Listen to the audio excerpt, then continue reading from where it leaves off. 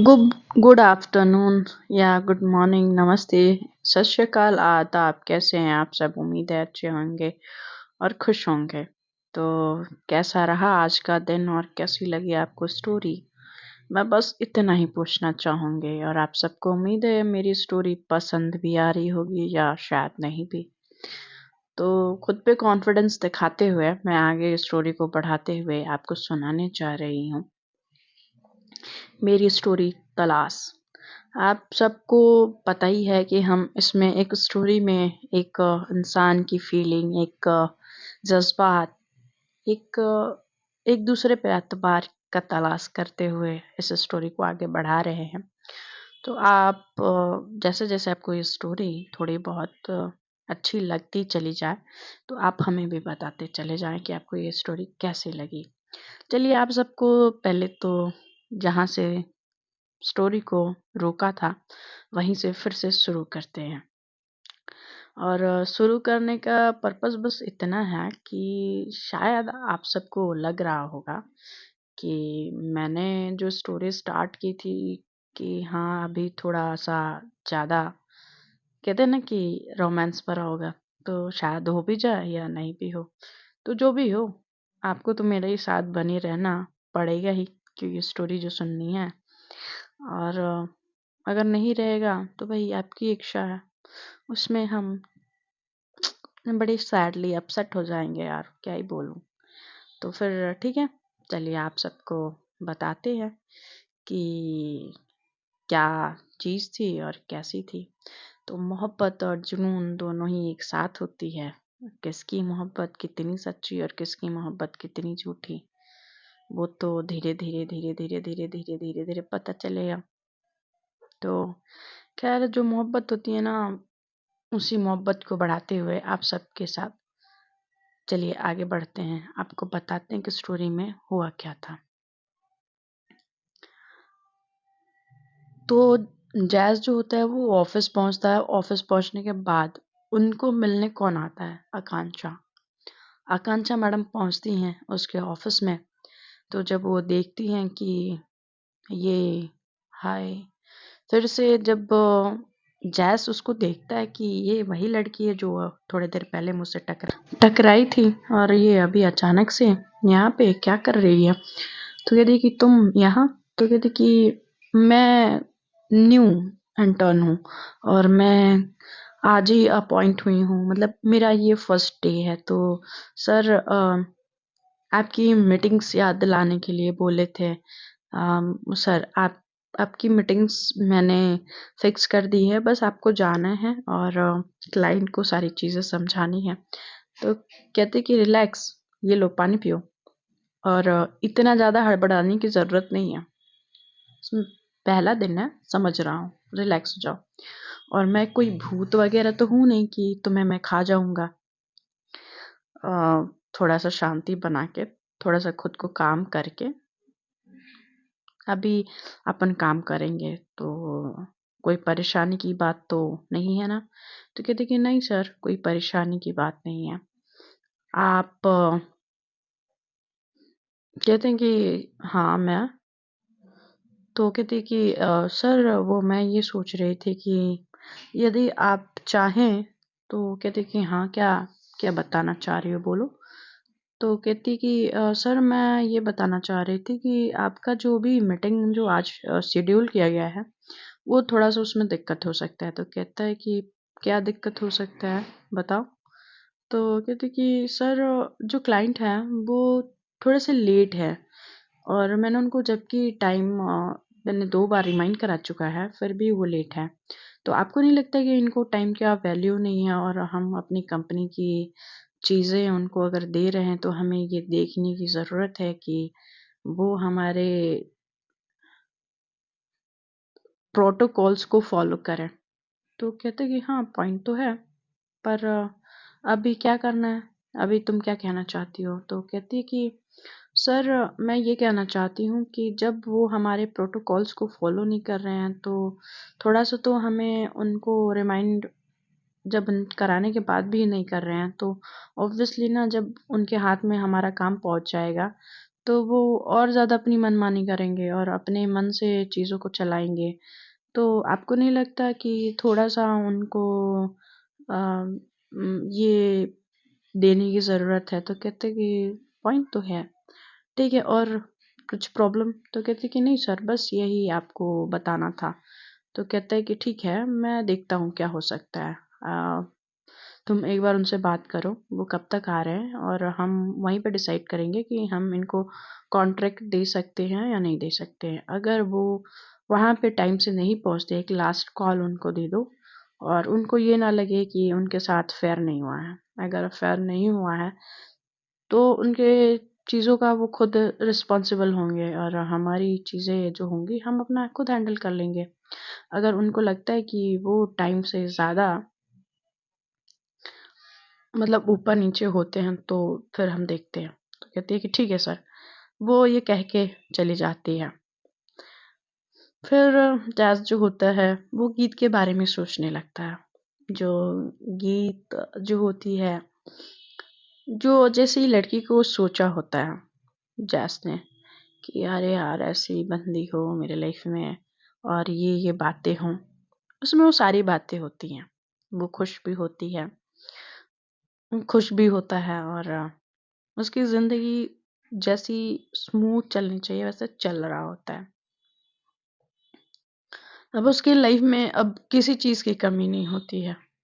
उसको फैमिली में बच्चा, बीवी और एक कंप्लीट फैमिली चाहिए। उससे वो मिला होता है ना, उसको वो सारी चीज़ें मिल चुकी होती हैं। अब उसको लगता है ना कि उसकी लाइफ कंप्लीट है और ज़्यादा कंप्लीट शायद जब कंगना को वो पूरी तरह से अपना ले या शायद कंगना उसको अपनाए तो शायद उनकी लाइफ और ज़्यादा कंप्लीट हो जाए। फिर वो सोचता है कि अगर ऐसा कुछ करना है तो मुझे थोड़ा बहुत मुझे एफर्ट तो डालना पड़ेगा। फिर वो सोचता है मैं क्या करूँ? फिर वो विवेक को बुलाता है कॉल करके। जब विवेक उसके अ, जो ऑफ़िस होता है, केबिन होता है, उसके अंदर आता है।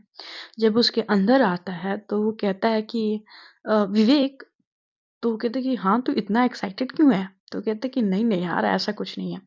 मैं ये जानना चाह रहा था कि अगर मुझे किसी को इम्प्रेस करना हो या किसी को इम्प्रेस करने के लिए मैं कुछ करना चाहता हूँ, तो मुझे क्या करना चाहिए? तो वो कहता है कि मेरे हिसाब से तुझे तेरा बेस्ट देना चाहिए कि जिससे उसको अच्छा लगे और तू फिर उसके लाइफ में ऐसा मतलब होता है ना कि कोई-कोई किसी के लाइफ में बहुत स्पेशल वन होता है, वैसा टाइप्स। तो तू किसके लाइफ में तू स्पेशल बनने जा रहा है? हाँ? भूल मत तेरी शादी हो गई है जस। तो कहते अरे यार तू गलत ही क्यों सोचता है? हैं? कहीं ये आई थी तुझे वो तो पसंद नहीं आ गई? कहते मेरा दिमाग खराब हो गया है क्या? हाँ, मेरी शादी हुई है, अभी-अभी मेरी नई-नई शादी हुई है, तू क्या चाहता है? तू मेरा दोस्त है या दुश्मन है? मेरी मतलब अभी तुरंत-तुरंत शादी हुई है, तू डिवोर्स कराना चाहता है? तो कहते हैं कि नहीं-नहीं, बिल्कुल नहीं, मैं ऐसा क्यों चाहूँगा यार? ऐसा जो चाहे मैं तेरा दुश्मन थोड़ी ना होता। तो फिर कहता है कि तू फिर बता ना मैं क्या करूँ जिससे कि अ, थोड़ा-सा इम्प्रेस हो जाए, जिससे थोड़ा-सा होता है ना कि लाइक थोड़ा अच्छा फ़ील हो उसको भी, मुझे भी। तो कहता है कि ओके, तो तू मतलब ये कहना चाहता है? तो कहता है कि हाँ, मैं यही तो तब से कहना चाह रहा हूँ, तू ही नहीं समझ रहा है। तो कहता है कि ओके, ओके, ठीक है। चल मैं ये बता दूँ तुझे कि जो लड़कियाँ होती हैं ना, बड़ी कॉम्प्लिकेटेड होती हैं। उनके दिल तक पहुँचने का कहते हैं ना कि लड़के के दिल तक पहुँचने का उसका पेट का रास्ता होता है। मगर लड़कियों के दिल तक पहुँचने के लिए बड़ी कॉम्प्लिकेशंस होती हैं। मतलब वो खुद इतना कन्फ्यूज़ रहती हैं कि उनको क्या चाहिए, क्या नहीं चाहिए, कैसे चाहिए, वो खुद को नहीं पता होता उनको। तो वो समझ रहा है, तो उनको समझना इतना डिफ़िकल्ट तो कहते हैं कि इनको समझना इतना डिफ़िकल्ट क्यों है? तो कहते हैं कि ये तो भगवान भी नहीं जान पाए, तो हम तो इंसान हैं, तुच्छ मनुष्य हैं। तो आई थिंक तेरे को ना ममता की हेल्प लेनी चाहिए। शायद ममता तेरी कुछ हेल्प कर दे।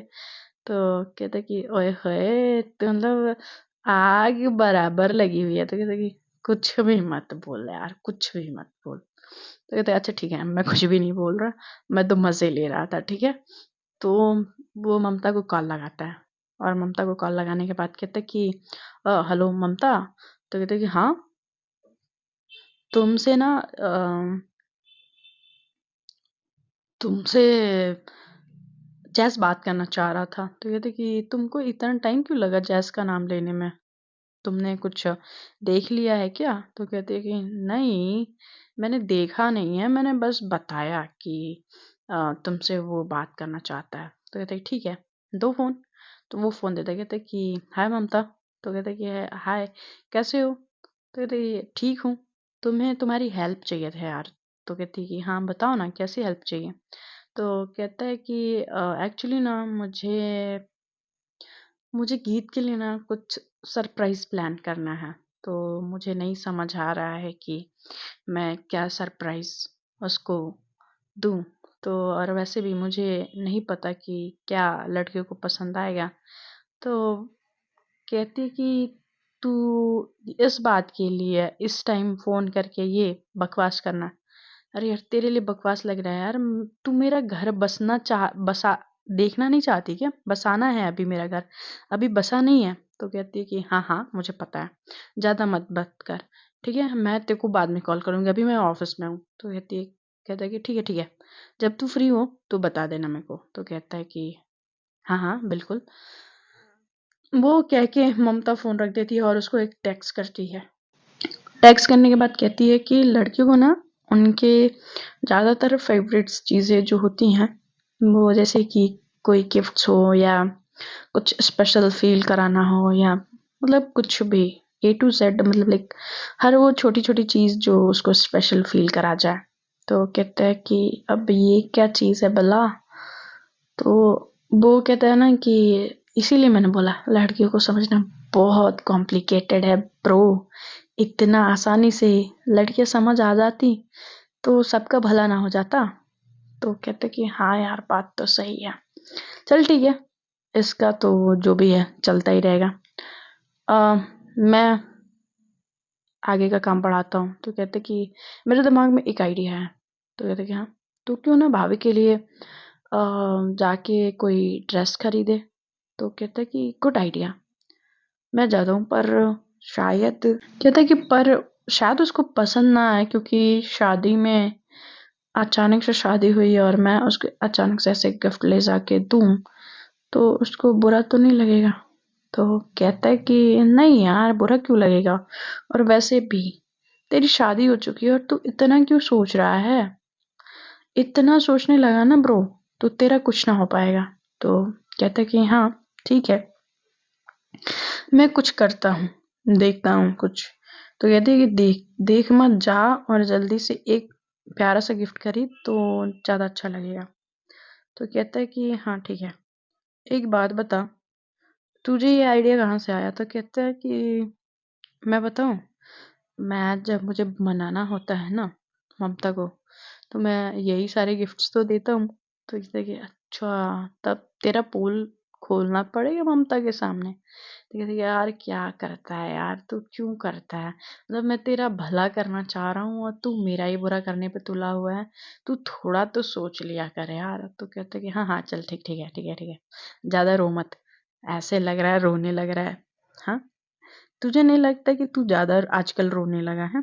तो कहता है कि हाँ यार मुझे भी वही लग रहा है कि मैं आजकल कुछ ज़्यादा ही रोने लगा हूँ।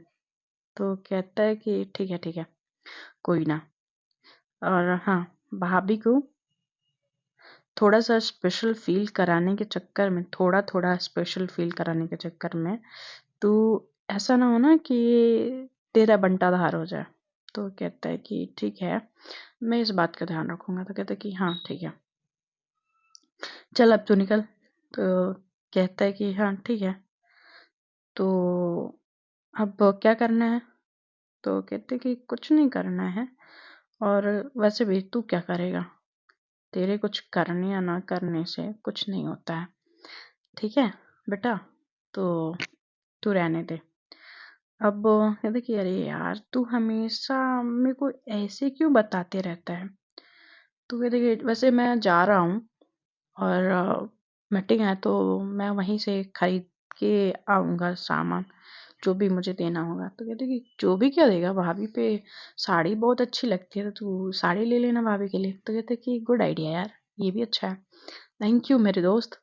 तो वो फिर जब जा ही रहा होता है तो फिर कहता है अरे सुन तो ले ब्रो, बातें तो सुन ले, तू ऐसे भागते हुए जा रहा है। तो कहते कि हाँ हाँ बोल। तो अपनी पीए को तो ले ले जो आज के लिए है। तो कहते कि हाँ हाँ, उसको बुला। तो जब उसको बुलाता है आकांक्षा को, तो आकांक्षा फूले नहीं समा रही होती है, कूदते हुए आती है। जब वो कूदते हुए आती है तो वो जाती है उसके साथ, उसके कार में बैठती है और कहती कि सर आप कुछ ज़्यादा खुश लग रहे हो आज। तो कहते कि हाँ बस ऐसे ही। तो कहते कि वैसे आप ऐसे बड़े अच्छे लगते हो। तो कहता कि ऐसा, थैंक यू। तो कहते कि सर आप क्लाइंट से मिलने जा रहे हो इसलिए इतना खुश हो या कुछ और बात है। तो कहता है कि नहीं, ऐसी कोई बात नहीं है, मैं बस ऐसे ही।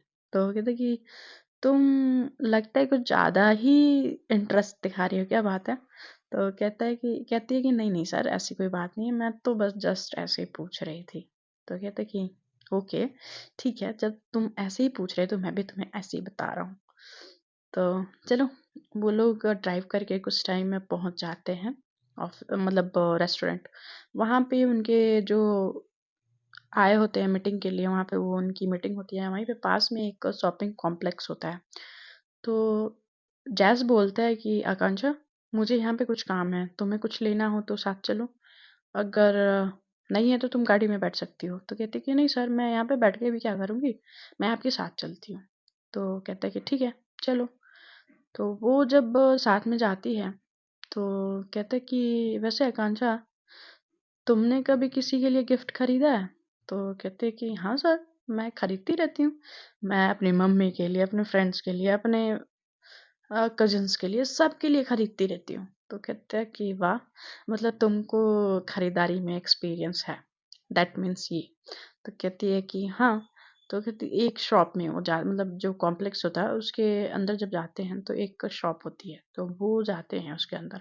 और वो बहुत सारी साड़ियाँ देखने के बाद उसको एक साड़ी पसंद आती है जो मरून कलर में होती है, मरून कलर में होती है और काफ़ी अच्छी दिख रही होती है उनको। वो साड़ी बहुत ज़्यादा पसंद आती है। तो साड़ी देख के कहते कि सर ये साड़ी आपने। तो कहते कि किसी स्पेशल वन के लिए। तो कहते कि अच्छा। और वो कुछ ज़्यादा पूछती नहीं है, बस उसको ये लगता है कि शायद ये अपनी मम्मी के लिए ले रहे हैं। तो फिर वो वहाँ से जब वो जा रहे होते हैं, निकल रहे होते हैं, तो कहती कि सर अ, मैं आप ऑफिस चलेंगे या घर जाएंगे। तो कहता है कि ऑफ कोर्स ऑफिस जाऊंगा। तो कहते हैं कि नहीं मुझे लगा आपने ये शॉपिंग की तो शायद। तो कहते हैं कि नहीं नहीं ऐसा कुछ नहीं है, चलो हम लोग ऑफिस ही जाने वाले हैं, कहीं और नहीं जाने वाले। तो कहते हैं कि ठीक है सर। तो वो जब ये सारी चीज़ें सुन के उसको थोड़ा सा रिलैक्स होता है, आकांक्षा को। और आकांक्षा अपने दुनिया में ही मस्त होती है, मगन होती है, कि उसको ये लग रहा होता है कि अभी उसके साथ जो हो रहा है अभी आगे भी अच्छा होने वाला है। बट उसको ये समझ नहीं आ रहा होता कि उसके साथ अभी जितना अच्छा हो रहा है उतना ही अच्छा होगा या उससे बुरा भी हो सकता है, उसको इस बात का कोई इल्म नहीं होता है। वो चुपचाप बैठे हुए और अपने ख्यालों की दुनिया में अलग ही ख्याली पुलाव पका रही होती है। उसको मतलब देख देख के खुशी भी हो रही होती है और वो अलग ही लड़की होती है, झल्ली सी। और जब वो ऑफिस पहुंचते हैं तो ऑफिस पहुंचने के बाद कहती है कि सर आपने क्लाइंट से बात की, काफ़ी देर बात भी नहीं की और उनको आपने क्या बोला।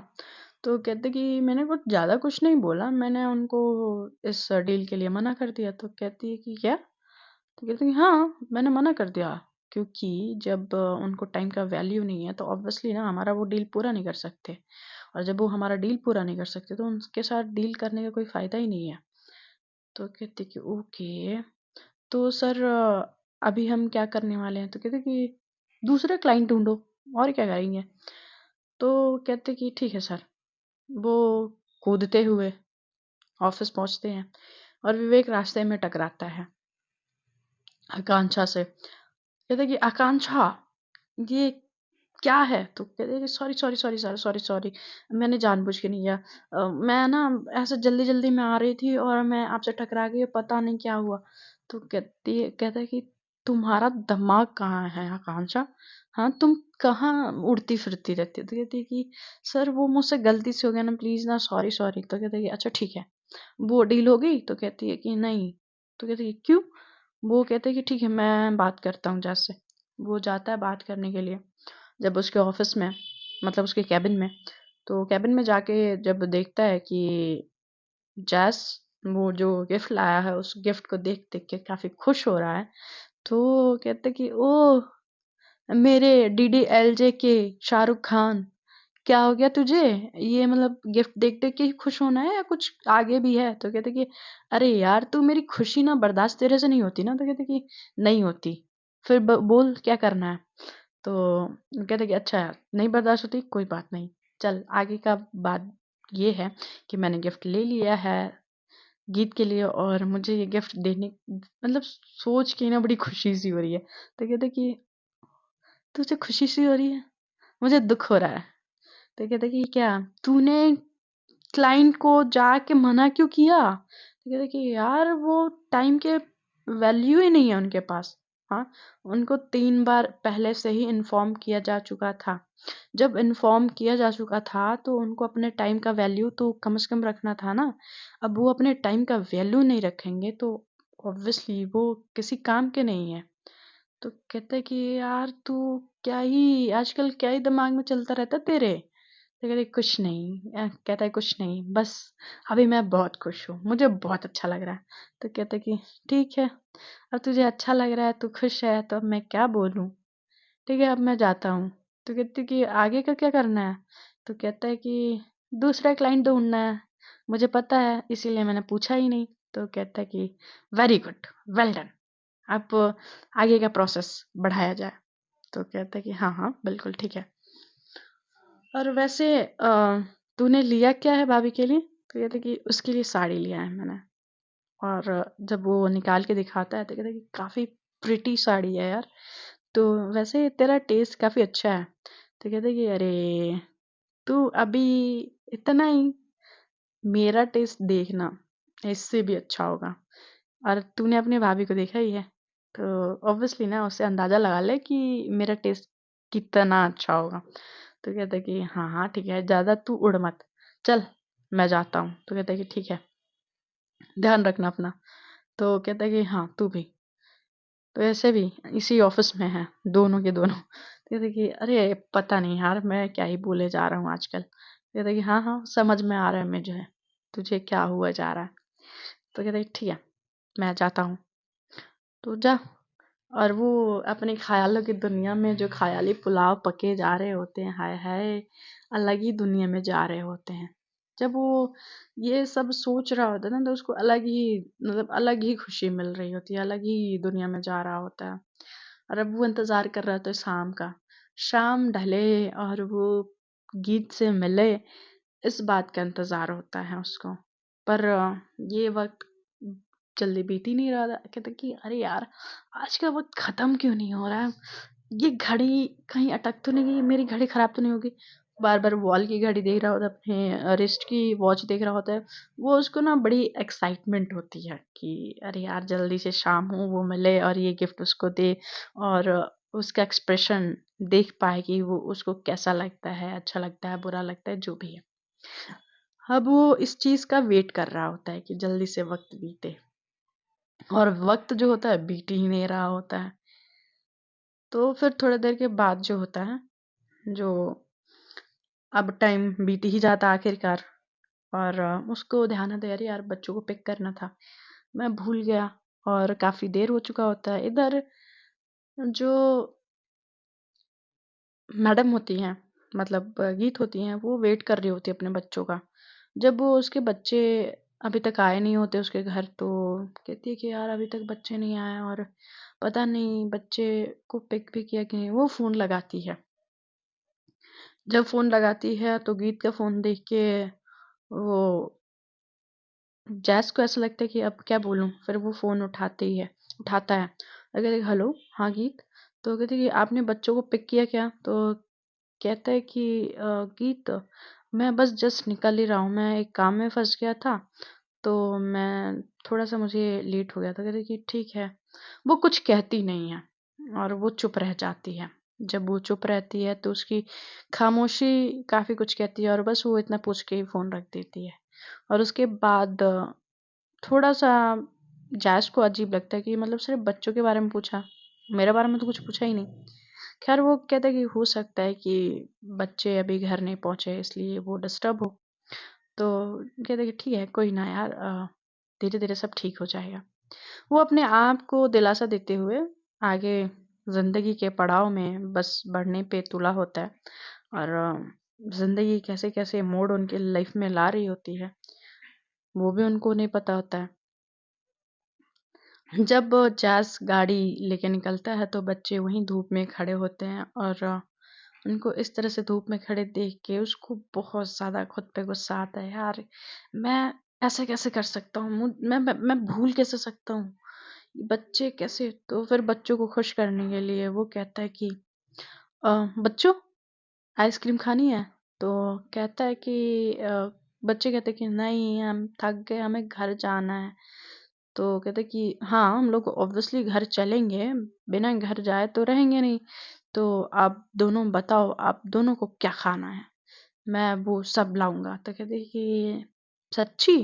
तो कहता है कि हाँ सच्ची। तो कुछ खाने का जब बच्चे रास्ते में देखते हुए जाते हैं तो देखते हैं कि आइसक्रीम वाला रहता है। तो कहते कि हम हमें वो आइसक्रीम खानी है और बहुत सारी खानी है। तो कहते कि बहुत सारी खानी है तो ये छोटे छोटे जो तीत है ना तुम दोनों के, वो सड़ जाएंगे। तो कहते कि नहीं, हमें खाने हैं फ्रेंड, वो मुझे आइसक्रीम हमें ला के दो प्लीज। तो कहते कि और हम लोग थक भी गए हैं, हमें प्लीज ला के दे दो ना। तो जैज़ गाड़ी रोकता है और उतर के जाता है, उनके लिए बहुत सारी आइसक्रीम खरीदता है और खरीद के लाके उनको देता है। जब वो उनको देता है तो उनके चेहरे पे जो स्माइल होती है और जो स्माइल देख के उसको जो सुकून आता है वो अलग लेवल का होता है, अलग लेवल का। और वो खुश होके वो खाने लगते हैं। उनको उनकी खुशी इस तरह से खुश होते हुए देख के उसको भी काफ़ी खुशी होती है और कहते कि अच्छा लगा? तो कहते कि हाँ, अच्छा लगा, आप बहुत अच्छे हो। वो कूद के आके उसके चिक पे किस करते हैं और ये चीज़ ना जो जैज़ को होता है काफ़ी अच्छा लगता है और बच्चे धीरे-धीरे उससे घुलने-मिलने लगे होते हैं और अब इसका यही कोशिश होता है कि बच्चों को कभी भी उनके फ़ादर की याद ना आए। उनको घर लेके जाता है वो भागते हुए, जैज़ जो भागते हुए, जो बच्चे होते हैं गाड़ी पीछे से जो दरवाज़ा होता है खुलता है तो भागते हुए निकलते हैं और गीत जो होती है वेट कर रही होती है। जैसे ही दरवाज़ा खुल के वो अंदर भागते हैं तो गीत के गले वो लग जाते हैं। जब गीत के गले लगते हैं तो गीत उनका पहले से ही वेट कर रही होती है तो कहती है कि आप तीनों आ गए, तो आप जैस आप जाके नहा लें, पानी ऊपर है और मैंने कपड़े भी निकाल दिए हैं। जल्दी से फ्रेश होके आ जाइए, आप तीनों के लिए मैं नाश्ता लगाती हूँ। ऐसे वो सुन के ना उसको, जैस को बड़ी खुशी होती है और वो जो हाथ में गिफ्ट लिया होता है, वहाँ पे उसकी फैमिली मेंबर्स काफ़ी लोग होते हैं। तो वहाँ पे वो कुछ नहीं बोलता है और वो धीरे-धीरे सीढ़ियाँ चढ़ के अपने रूम में पहुँच जाता है। पहुँचने के बाद वो गिफ्ट को रखता है बेड पे और जाके वो नहाता है, फ्रेश होके आता है। तो कपड़े पहन रहा होता है तो उसके दिमाग में आता है कि वो किस तरह से इस गिफ्ट को देगा। तो वो उस चीज़ के लिए प्रैक्टिस कर रहा होता है कि गीत ये तुम्हारे लिए, नहीं यार, गीत ये, तो ये क्या? ये तुम्हारे लिए मैंने गिफ्ट खरीदा। इससे अच्छा तो मैं बिना बोले ही उसको दे दूँ यार, बड़ा बकवास सा साउंड कर रहा है। तो कहते कि पर मुझे इतनी ज़्यादा झिझक क्यों हो रही है उसको ऐसे बोलने में मुझे। मैं ऐसे तो बोल सकता हूँ ना कि तुम्हारे लिए। तो जब वो गीत कहती है कि क्या हो गया अभी तक नीचे नहीं आया, वो ऊपर आती है। जब ऊपर आती है गीत और दरवाज़ा जब वो खोलती है तो जाज़ को ऐसे सर पकड़ के बैठे हुए देखती है तो कहती क्या हुआ, सर दर्द हो रहा है क्या? तो जब वो पूछती है तो कहता है कि वो फट से खड़ा हो गया, कहता है कि नहीं, कुछ नहीं। गीत। तो कहती है कि हकला क्यों रहे हो आप? तो कहती है कि कहता कि नहीं। तो कहती है कि तबीयत ठीक है? तो अब वो तबीयत पूछती है तो कहती है कि ठीक है? तो कहता है कि हाँ। और वो कहती है कि ठीक है, आप नीचे आ जाओ ना नाश्ते के लिए, मैंने आपके लिए नाश्ता बनाया और ठंडा हो जाएगा। तो कहता है कि पर कहता है कि हाँ, कुछ कहना है आपको? तो कहते कि हाँ, ये मैंने तुम्हारे लिए लाया था। वो जब देता है तो वो सोच रहा होता है कि शायद उसको अच्छा लगे या ना लगे। कहते कि पता नहीं मुझे कि तुम्हें ये अच्छा लगेगा कि नहीं लगेगा, बट मैंने तुम्हारे लिए खरीदा। तो कहती कि पर ये क्यों? तो कहता है कि अ, मैंने कल तुम्हें कोई गिफ्ट नहीं दिया और जहाँ तक मुझे पता है, अब हम दोनों को अब तो साथ ही रहना, तो थोड़ा बहुत खुद को एक दूसरे के साथ नॉर्मल रखने के लिए थोड़ा बहुत तो अ, अपने रिलेशनशिप में ये कहते हुए वो घबरा रहा होता है।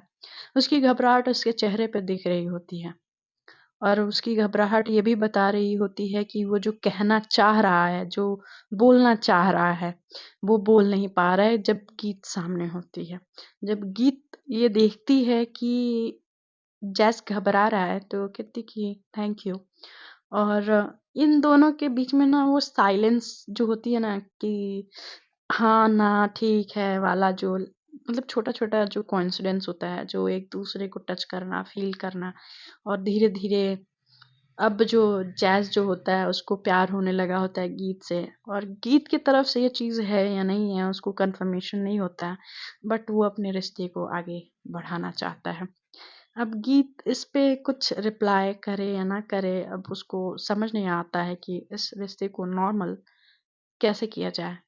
क्या उसने अपने पति की डेथ के ज़िम्मेदार इंसान से शादी करके क्या उस बात को वो भूल गई है?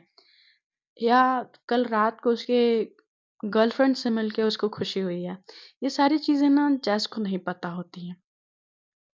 गीत जो होती है ये सारी चीज़ें दिखाती भी नहीं, कि वो नाराज़ है, उसको अच्छा लगा, नहीं लगा, कुछ भी नहीं बताती। बस उसके गिफ्ट को लेती है और वो लेके रख देती है, वो देखती भी नहीं है। थोड़ा-सा जैज़ को बुरा लगता है और बुरा लगता है पर वो कुछ कहता नहीं है। वो वहाँ से चला जाता है।